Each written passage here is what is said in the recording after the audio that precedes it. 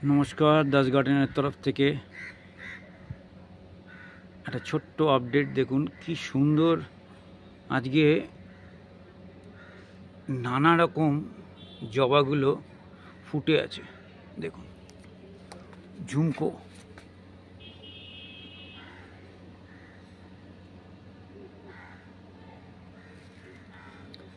মানে দেখতে পাচ্ছেন একটা তার ভেতর থেকে আবার একটা, দেখুন এটা কালারটা দেখুন, ভেতরটা ফ্যান্টাস্টিক। এই দেখুন একদম লাইট গোলাপি।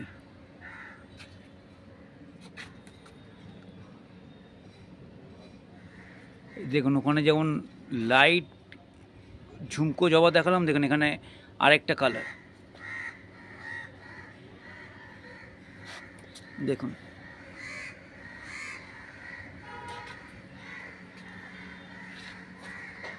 এই দেখুন